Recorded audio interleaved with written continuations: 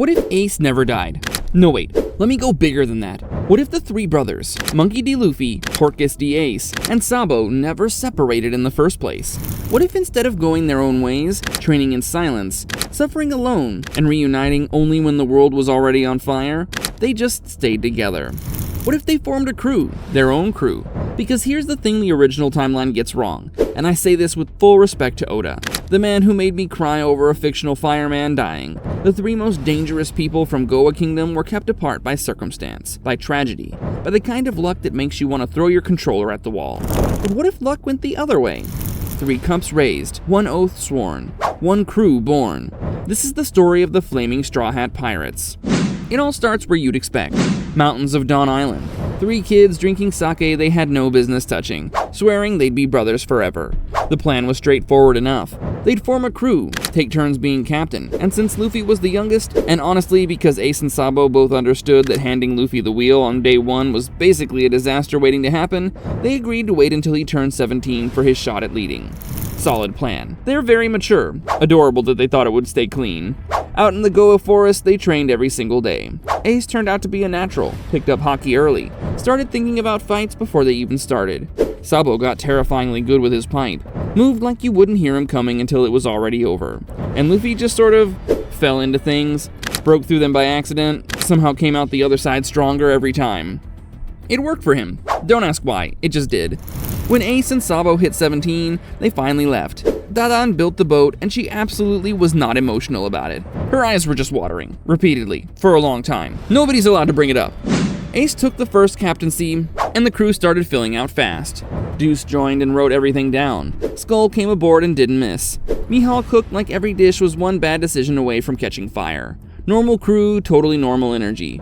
Somewhere along the way, Ace found the Marimara no Mi on some island nobody bothered to name, ate it, and became a walking fire hazard with a cowboy hat. Luffy's reaction? That's so cool, I want one. He didn't get one. He was already rubber. That was going to have to be enough. Alabasta hit different. They sailed in and found a kingdom that was already dying. Dried out, divided, and running out of time. Crocodile had been bleeding the place slowly for years, hiding behind a hero's reputation, while his organization did the real dirty work underneath it. The people had no idea who to trust anymore. Luffy figured out who the villain was in about 4 seconds and immediately wanted to fight him. Standard. They crossed paths with Vivi, Princess Undercover, completely exhausted from carrying this alone, and just like that, she had a crew behind her whether she asked for one or not.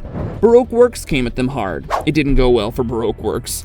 Zoro got Mr. One, Daz Bones, the guy whose entire body is basically a collection of blades. The kind of fight where your usual tricks mean nothing because the person you're fighting is the weapon.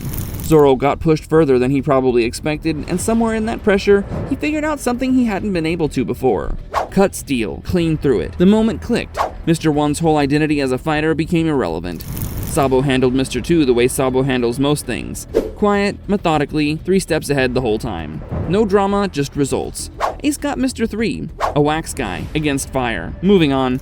Then Crocodile and Luffy lost. Badly. No way around it. The desert belongs to Crocodile. He pulls the moisture out of everything, turns the sand into a weapon, and laughs at anyone who tries to hit him straight.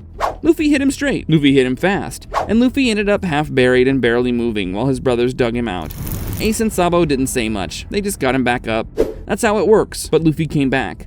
Water-soaked barrels, a clear head, and a loss he hadn't finished arguing with yet. He walked back into that fight and refused to let Crocodile control the terms this time.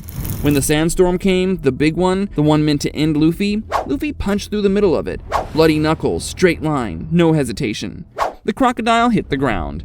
Alabasta breathed again. Vivi got her home back, and the crew left quieter than they arrived, which, for them, means something.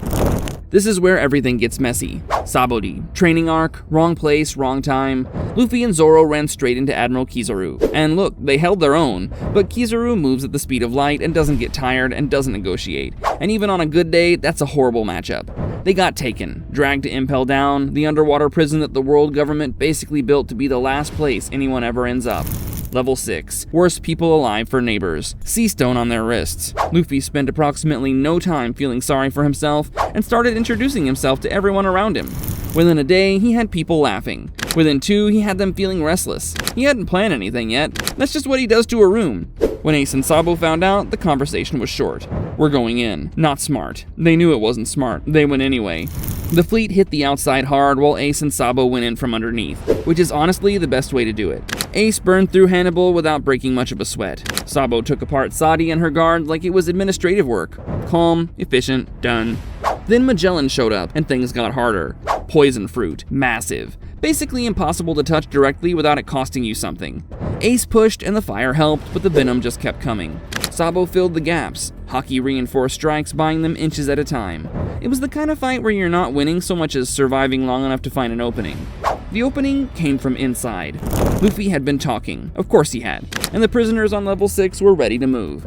The chaos that followed was enough. The level 6 reunion lasted about 45 seconds before the whole place started coming apart.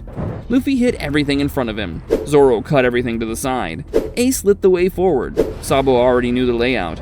They didn't sneak out, they walked out loud, through a prison that was supposed to be the end of the line, and left it in a state it was never quite going to recover from. The impenetrable prison? Sure.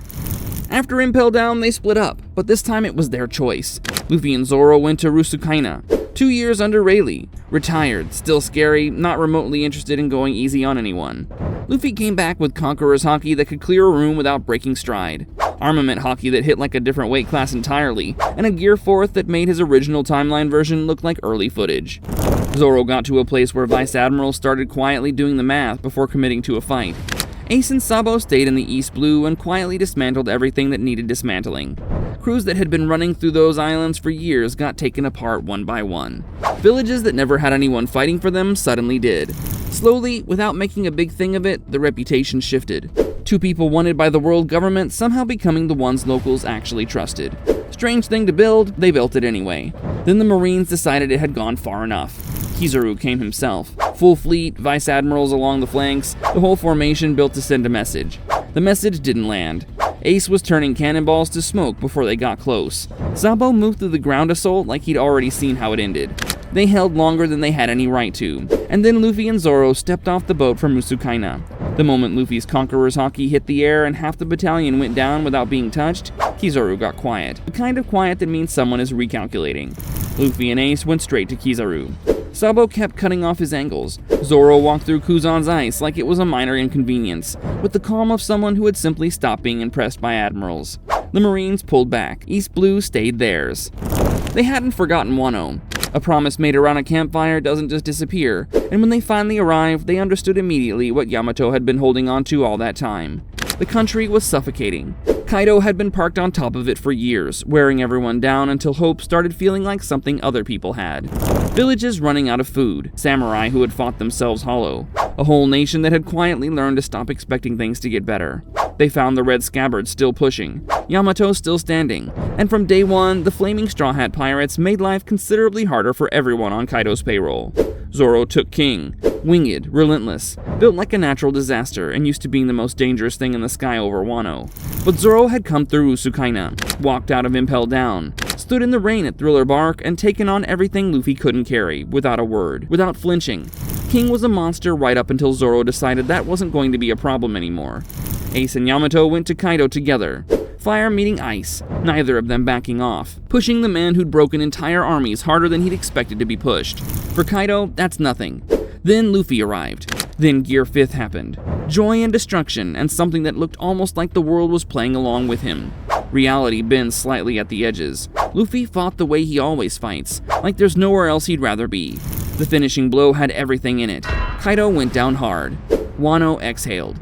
People who hadn't spoken above a whisper in years found their voices. Yamato came down the shore and joined the crew, the campfire promise finally honored. Luffy, Ace, and Sabo stood at the top of Onigashima together. 3 brothers, a country breathing freely below them. Ace looked over at Luffy. Still think you can lead us, little brother? Luffy just grinned. I already am. He wasn't wrong, not even a little bit. This is what One Piece looks like when tragedy doesn't get the final word. Oda gave us the painful version, but this is the one we needed, and honestly, they deserved it. If you enjoyed these what-if scenarios, subscribe and stick around. There's plenty more where this one came from. See you in the next one.